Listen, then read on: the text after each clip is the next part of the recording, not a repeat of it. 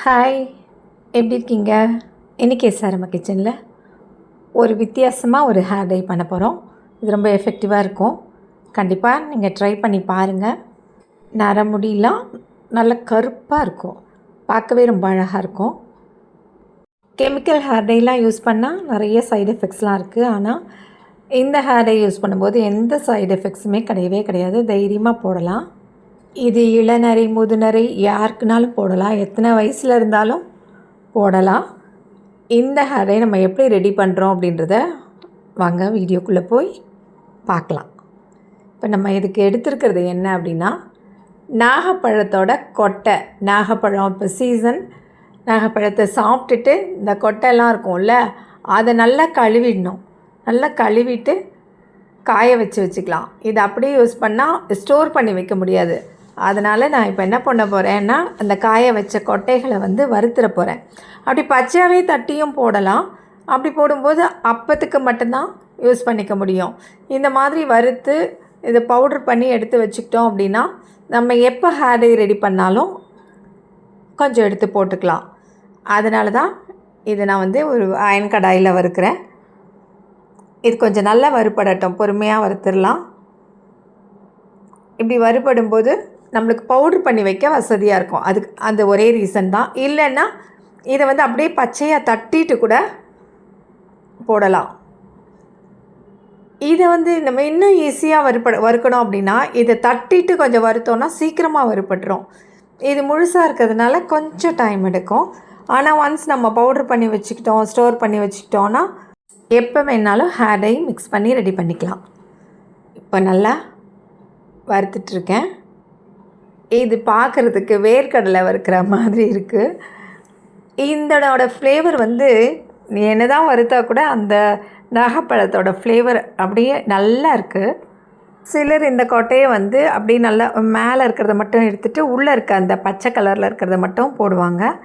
இது இப்படியே போட்டாலும் நல்லா இருக்குது. அதனால தான் நான் போட்டு நல்லா வறுத்துக்கிறேன். இப்போ நல்லா கருப்பாகவே வறுபட்டுருச்சு. இந்த ஸ்டேஜில் நம்ம எடுத்து ஆற வச்சிடலாம். ஆற வச்சுட்டு அதுக்கப்புறம் அதை மிக்ஸி ஜாரில் போட்டு நல்லா அரைச்சிடலாம். நல்லா ஃபைன் பவுடராக அரைச்சிடணும். அரைப்பட்டுரும். அப்படி அரைச்சதுக்கப்புறமா அதை நம்ம ஜலிச்சு கூட எடுத்துக்கலாம். அப்போ இன்னும் நைஸாக பவுட்ரு கிடைக்கும். இந்த மாதிரி ஜலிச்சு எடுத்துக்கலாம். இந்த பவுடரில் இன்னும் நாகப்பழ வாசம் மாறவே இல்லை. வறுத்தா கூட நல்ல ஃப்ளேவர், ரொம்ப நல்லாயிருக்கு. இப்போ நல்லா நைஸாக வறுத்து அரைச்சிக்கிட்டோம். இப்போ ஹேர் டை எப்படி ரெடி பண்ணுறதுன்னு பார்க்கலாம். ஒரு அயன் கடாய் எடுத்துக்கலாம். அதில் 2 ஸ்பூன் நான் இந்த வறுத்து வச்சுருக்க இந்த பழத்தோட கொட்டையோட பவுடரை போட்டுக்கிறேன். இது கூட 2 ஸ்பூன் மருதாணி பவுடர் சேர்த்துக்கலாம். முடிக்கு ஏற்ற மாதிரி சேர்த்துக்கலாம். முடி ரொம்ப பெருசு அப்படின்னா எக்ஸ்ட்ரா சேர்த்துக்கலாம், இல்லைன்னா இது போதும். அதுக்கப்புறம் இது கூட 1 ஸ்பூன் நெல்லிக்காய் பவுடர் போட்டு நல்லா கலந்துக்கலாம். நெல்லிக்காய் பவுடர் இல்லைன்னா ஜூஸாக கூட சேர்த்துக்கலாம். இப்போது முதல்ல டிக்காஷன் ஒன்று ரெடி பண்ணிக்கலாம். Tea decoction. அதுக்கு நல்ல ஒரு பவுலில் தண்ணி வச்சு அதில் 2 ஸ்பூன் டீத்தூள் போட்டு, ப்ளெயின் டீத்தூள், மசாலாலாம் வேண்டாம், அதை வடிகட்டி எடுத்து வச்சுக்கலாம். கொஞ்சம் ஆறட்டும். ரொம்ப கொதிக்க இருக்குது. அதனால் கொஞ்சம் ஆறினதுக்கப்புறமா வார்மாக இருக்கும்போதே இந்த பவுடரோடு மிக்ஸ் பண்ணிடலாம். என்னெல்லாம் போட்டிருக்கோம்? நாகப்பழ கொட்டை பவுடர், அதுக்கப்புறமா மருதாணி, நெல்லிக்காய், இந்த 3 தான் போட்டிருக்கோம். அது கூட இந்த டிகாஷன் ஊற்றி நல்லா கலந்துவிட்டுலாம். கட்டிகள்லாம் இல்லாமல் நல்லா கரைச்சி விட்டு கொஞ்சம் கொஞ்சமாக ஊற்றிக்கலாம். மொத்தமாக ஊற்றிட்டோம் அப்படின்னா அப்புறம் தண்ணி ஆயிடுச்சுன்னா முகத்துலலாம் ஒழுகிட்டுருக்கும். அதனால் கொஞ்சம் பொறுமையாகவே கொஞ்சம் கொஞ்சமாக ஊற்றி ரெடி பண்ணி வச்சுக்கலாம். டீ டிகாஷன் இல்லைன்னா காஃபி டிகாஷன் கூட போட்டுக்கலாம். எது இருக்கோ அது நல்லா, இல்லை 2 கூட, இது 1 ஸ்பூன் அது 1 ஸ்பூன் போட்டு கூட டிகாஷன் ரெடி பண்ணி அதில் மிக்ஸ் பண்ணிக்கலாம். இப்போ பத்தலைன்னா இன்னும் கொஞ்சம் டிகாஷன் ஊற்றி அதை நல்லா கலந்து வச்சுக்கலாம். நல்லா கலந்தாச்சு.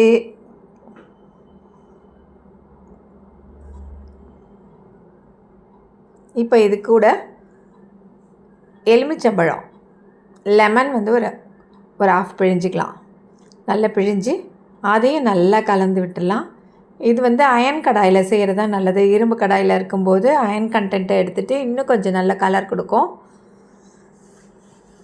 அந்த கலரும் அப்படி கூட கொஞ்ச நாள் இருக்கும். அதுக்காக தான் இந்த மாதிரி அயன் கடாயில் செய்கிறது. இப்போ நல்லா ரெடி பண்ணியாச்சு. இது எல்லா பக்கமும் பரப்பி விட்டு அப்படியே மூடி வச்சிட வேண்டியது தான். இது இருக்கட்டும், ஒரு நைட் இருக்கட்டும். இந்த நாவல் பழக்கொட்டை பவுடர், மருதாணி பவுடர், நெல்லிக்காய் பவுடர், இது 3ம் டீ டிகாஷனில் போட்டு அதில் கொஞ்சம் லெமன் ஜூஸ் விட்டு நல்லா கலந்து மூடி வச்சிட்டோம். இப்போ காலையில் எடுத்து பார்க்கலாம். பாருங்கள் என்ன கலரில் இருக்குது பாருங்கள், நல்லா பிளாக்காக இருக்குது. இப்போது இதை கையில் எடுத்து பார்த்தாவே தெரியும் என்ன மாதிரி கலர் பிடிக்குது அப்படின்னு தெரியும். சும்மா அப்படி தொட்டு பார்க்கும்போதே விரலில் வந்து அந்த கலர் ஒட்டும். மருதாணி வந்து கலர் போட்டிருக்கிறதுனால அந்த கலர் வந்து நல்லா ஒட்டும். நம்ம தலைக்கு போடும்போது ஒரு க்ளவுஸ் போட்டுக்கலாம். இப்போது நம்ம இது கூட இன்னொரு பவுடர் சேர்க்க போகிறோம். அது என்ன பவுடர்னு பார்ப்போம். இது இப்படி போடும்போது இது வந்து நல்ல ஒரு அழகான பர்பிள் கலர் மாதிரி டார்க்காக கிடைக்கும். இப்போ நம்ம வந்து கூட என்ன சேர்க்கலாம் அப்படின்னா ஆவரி பவுடர் சேர்த்துக்கலாம். அந்த கலர் வேணும்னா அப்படியே விட்டுடலாம். இல்லை எனக்கு வந்து ஜெட் பிளாக் வேணும், டார்க்காக வேணும் அப்படின்னா ஒரு 2 ஸ்பூன், ஃபுல் ஸ்பூன் 2 ஸ்பூன் வந்து ஆவரி பவுடர், இண்டிகோ பவுடர் சேர்த்து, இது நாட்டு மருந்து கடையில் கிடைக்கும். இது பியூராக இருந்தால் நல்லாயிருக்கும். அதனால் நம்ம நல்ல பிராண்டாக பார்த்து வாங்கிக்கணும். இல்லைன்னா தெரிஞ்ச நாட்டு மருந்து கடையில் வாங்கினா பிரச்சனையே கிடையாது. இப்போ இது கூட வந்து டிகாஷன் இருந்துச்சுன்னா அதை ஊற்றிக்கலாம். அப்படி இல்லையா நம்ம வந்து வாட்டர் போட்டுக்கலாம். வார்ம் வாட்டர் போட்டு அதை நல்லா மிக்ஸ் பண்ணிடலாம். இது ஓவர் நைட்லாம் வைக்கணும்னு அவசியமே இல்லை. ஒரு 10 மினிட்ஸ் அப்படியே வச்சுட்டு அதுக்கப்புறமா ஷாம்பு வாஷ் பண்ண தலையில் போட்டுக்கணும். முடியில் அழுக்கு இருக்கக்கூடாது, எண்ணெய் பிசுக்கு இருக்கக்கூடாது. அப்படி இருந்தால் தான் அது ஒட்டும். இது நல்லா வந்து மேலேருந்து கீழே வரைக்கும் நல்லா போட்டுட்டு அப்படியே ஒரு 2 மணி நேரம் வச்சுருந்தோம் அப்படின்னா முடி வந்து ஷைனிங்காக பார்க்கவே அழகாக கருப்பாக இருக்கும். இதை போட்டுட்டு முடி அலசும்போது ஷாம்பு போட வேண்டாம், சும்மா அப்படியே அலசினாவே போதும். அப்போ அந்த கருமை வந்து அப்படியே நிற்கும்.